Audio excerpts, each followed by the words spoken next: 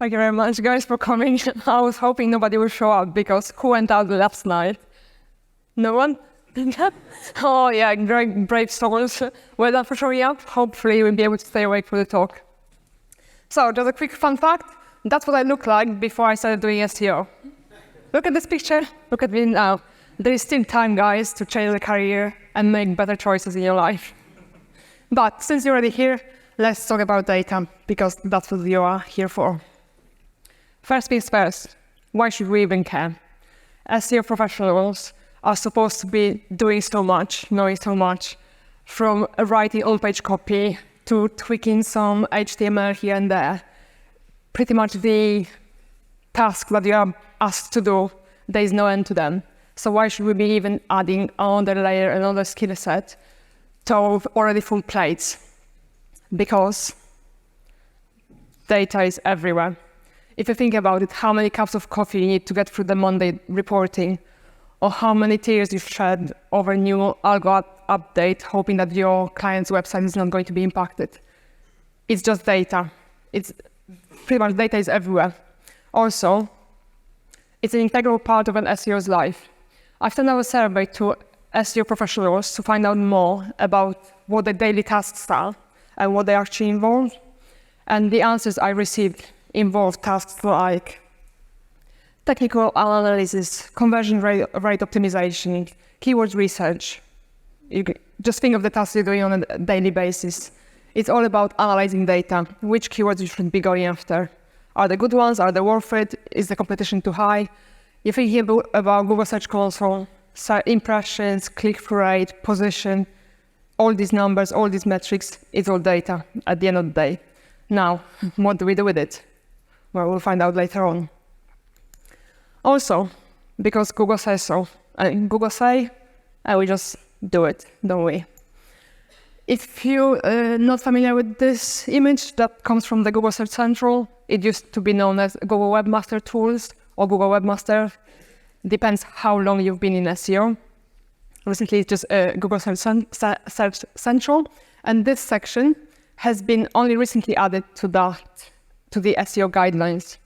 So it's pretty much Google is telling us, oh, actually, on top of JavaScript SEO, e-commerce, international SEO, multilingual, schema, if you haven't seen those guidelines, go and have a look. You'll be gone for days reading up about all the recommendations Google is providing. But they also added the data analysis section to tell us, well, SEO guys and girls, you actually should be caring about being able to analyze data properly. But when I started doing SEO back in 2017, that wasn't there. That was only added last autumn, between September, October time. That I got the information from Web Archive. If you don't know Web Archive, it's a great tool to let you see what happened before a website went down, or if something bad happened and you have no idea what caused it. Go and have a look what has actually changed on the website. And also we've got the great expectations. So we know Google says we should be doing X, Y, Z, analyzing data, using bubble charts to improve our SEO performance. Back in the day, I didn't even know that bubble charts existed, let alone how I would use them to improve the SEO performance. So the expectations from the job market. I found a couple of job ads. This one is from LinkedIn for a position for an SEO analyst, somewhere in the UK, on site, so hopefully they're going to be more proactive and be more flexible. But let's have a look at some of the requirements or their wish list. What they would like an SEO analyst to be bringing to the table. Data analysis skills, data visualization, dashboard creations, data translator, whatever that even means. I don't know if you're supposed to be able to read the data, understand it, and then present it in a way that the audience is going to understand, maybe. SQL knowledge, because obviously SEOs know SQL knowledge. If you don't, it's well, I don't expect you to, because it's not SEO after all. It's a structured query language. It's a language that lets you modify databases. It's pretty much like Christopher said yesterday during his talk, Excel on steroids. So it's not going to crash, it's not going to slow down. You can do magic stuff with this. And if you want to learn it quickly, I recommend Nabil's talk from yesterday. He did a great talk about SQL and BigQuery and how you can use that to improve your work processes and work ways. And also Tableau experience. Tableau is a visualization tool. It's similar to Google Looker or Google Data Studio as it used to be known. It's just a different software that it's predominantly used by data analysts. Other of these tools is Power BI. You potentially heard about those two because they're very, very competitive with each other. So that wasn't the only job that I found that was requiring a lot of data analysis skills. This one is for a company based somewhere in the States, SEO Analyst for affiliate marketing niche, and what would they like a candidate to bring to the table? Data analysis, web analytics, analysis skills. So it's just a lot of analysis skills, web analytics, understanding data, be able to manipulate data with different languages, be able to visualize it, be able to translate it into a normal language without the jargon, and be able to draw insights so that the data can be used by stakeholders to make informed decisions. So it looks like the expectations are high. Google tells us one thing, we should be doing data analysis. The market expects us to know SQL, Tableau, Power BI, everything there is.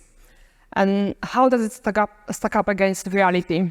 As I mentioned earlier, I sent out a survey to SEO professionals, especially the ones that either have had previously SEO Analyst title or currently hold one, to understand better what the reality is like. Unfortunately, it turns out that 72% of analysts have not had any data analysis experience prior to starting their data analyst job. Which is fine, because apparently you're not supposed to tick all the boxes when you apply for a job, because then you've got room for improvement, you can progress, you can grow, and so on. Great. But 81% of these people without any data analysis experience doing SEO analyst jobs did not receive any data analysis training despite the role involving them being able to analyze data and doing tasks, for example, like keyword research or reporting, which is shocking, to be honest, because how are we supposed to be doing our jobs if first of all, we don't know how to do it, and then we're not trained to do it. And also, even though people are responsible for reporting or preparing reports, 20% of people I had answered my survey, they were not able to tell a difference between a dashboard and a report. So how are we able to do it properly if we don't know the differences? So it looks like there's a lot to be desired from the gap between the expectations and the reality. So how can we be better SEO analysts? Well, I'm glad you asked. You didn't. I'll just carry on talking. So first of all, we need to define our objective. So you need to have a question in mind you're trying to answer before you even start digging all the information out or looking for the numbers, looking for answers. You have to have a hypothesis that you're going to use to direct your research, your analysis, and then it also will prevent you from going down different rabbit holes, because our Google Search Console, Google Analytics can be gone for days because like, oh, that looks nice, I need to see what's happening there. This looks even better, and I'm gone for days. Stick to your question, because then that's going to let you concentrate on the data that's potentially going to give you the right answers instead of derailing your whole life. So once you've defined your objective, make sure that you've established your KPIs. So define what you're going to be measuring. So let's imagine, for example, we've got a local client that came to us and says, oh, I looked at my Google Search Console and the clicks are down. Can you have a look if you actually suffered from a traffic drop? So we'll be looking at clicks. If has there been fewer clicks from the target market coming to the website in the last 12 months or so. Next step, we've got our hypothesis, we've got our question, we've got our KPIs, our metrics. Then we need to collect, cleanse, and model our data. Collecting, so it's pretty much exporting data from the different sources or one source, depending what you're investigating. Cleansing, You're getting rid of all the fluff that you don't need. So imagine just Marie Kondo. If it's not necessary, if it's not useful, get rid of it, because you won't be able to see the clear picture if you've got all the information that's redundant. And modeling your data, it applies when you have data from different sources and you can connect them to get the better picture of the information. So we've got our data all clean, collected, nicely done. Then we can visualize it to then help us spot any patterns, trends, especially if we're doing a very deep analysis. And then we can actually analyze it. So we've seen the patterns, we've seen the trends, we're analyzing them. What are the connections? What does it even mean? What do I do with the information? And we're also looking for insights and interpreting the results.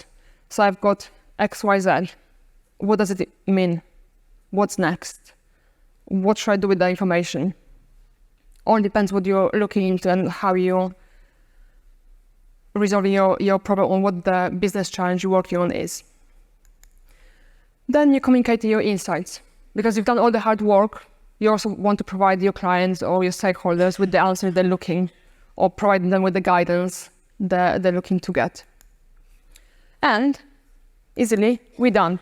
We've done the so-called data analysis life cycle. So we had our question, the hypothesis, we established our KPIs, so we established what we're going to be measuring, we collected, cleansed, and modeled the data, then we visualized it, analyzed it, interpreted the results, and then we communicated to the client stakeholders like, oh, actually, I looked into the clicks. You have nothing to worry about, because most of them came from the States. You're based in the UK. You sell hiking boots in Brighton. We don't care about the phantom traffic from the States. So I'm also going to share some top tips how to better visualize data, because I've seen different things being done. I'm still learning as well, so there's potentially going to be room for improvement. But some quick top tips. First of all, declutter your visual. Just because you can add some stuff from Excel or Google Sheets, what this graph doesn't even say, there's everything. Impressions, clicks, there's some random trend lines I can barely see because of the colors, there's some error bars, there's everything. Also, the timeline is all over the place, because why is August over there and September here? It doesn't make sense. Get rid of everything that is just too much, and it doesn't really bring any value to your deck. Next, organize it. There must be some logical way to organize your data. So first of all, I removed everything that I don't care about. So I had the impressions, I had the clicks, I had the trend lines, everything. I got rid of everything I didn't want, because why do I care about impressions? Impressions don't bring traffic to the website. I wanted clicks. So I'm just looking at the clicks. And I also organize it in a chronicle order, so I'm looking at the last 12 months from September to August. It's much better, or hopefully much easier to see. Then make sure that you're using the right visual. So there's plenty of them to use. I'm not going to walk you through them. You can find the source. I will be sharing the deck later on, so you don't have to take pictures or note everything down. But depending what you're trying to show, you'll be able to use different graph to make sure that your data can be understood better or in an easier way. So I've changed my bars into a timeline. Yes, looks lovely, potentially. Next, be uniform. So don't change the colors, don't change the fonts, because especially if you have one dashboard with different visuals in them, it's just going to be so overwhelming that your stakeholders are going to be trying to figure out what things actually mean without understanding what you're trying to convey. So previously, I used my impressions in the dark purple, and then I've changed the color to clicks. And if that was in one dashboard, my stakeholders or clients would be very confused, because they wouldn't know, are clicks and impressions the same then? Because if I'm using the same color, does it mean they're the same? Or what happened? Or then they need to actually use their mental power to try and decipher what I was trying to say.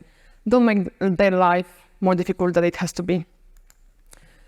If necessary, split the visual into multiple ones, especially if you're doing dashboards.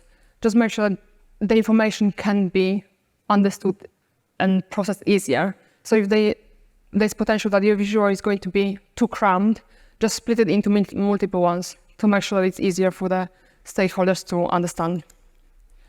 Używa odpowiedniego języka. Oh, sorry, that's not this one. Verwende eine angemessene Sprache. Sorry. make sure that you use the right language. So when you're speaking to your audience, make sure that your audience is going to understand the language you're using. I'm not saying use a different language altogether. Use a simple language that they're able to understand. Get rid of the jargon. They don't care about standard deviation or what does it mean or what type of graph it is. Answer the question. They were intrigued, was there a traffic drop or not? They don't care what you've done in the background. They just want to know, have I been affected? So I pulled everything apart. I put some graphs together to make it easier, or some the graphs because to make it more uniform with the Google Search Console performance. If you've seen or exported the data, it's going to be last 12 months. You can compare 6 months over 6 months, and it gives you, instead of the date frames, it gives you last 6 months versus previous 6 months. So just smug them together to hopefully show the client in an easier way that actually that was the previous 6 months and that's the last 6 months. So actually you're getting better than before. So there's no need to panic. Potentially those clicks, you didn't care about them in the first place anyway. So hopefully, I know it was a wand wheel, just running you through all the information I was trying to share. Hopefully we managed to go from doing graphs like this and charts to something like this. Like clear, concise, and hopefully helps your client understand the graph easier without me having to explain it in detail. Because they will see it and they'll be like, okay, I got it now. We're doing better than we did before. And that will be all from me. So, there was a laugh, okay. My work here is done, amazing. My name is Ewelina Westcott. I've been doing SEO for over 7 years now. I only found out about data analysis potentially 3 years ago-ish, properly. I'm passionate about data. I also work as a freelancer under SEO with you. And you potentially will see me walking around smiling like this because I'm apparently always happy. If you want to talk to me about data, analyzing data, visualizations, and letterboxing, running with my dog, anything, I'll be hanging about around here. And also, if you want to connect with LinkedIn, please feel free to reach out. I will be sharing my deck on LinkedIn, also on my website. So if you want to grab it, please feel free to do it. And please stay around for the next talks because they are amazing. Thank you very much for your time. You've been awesome.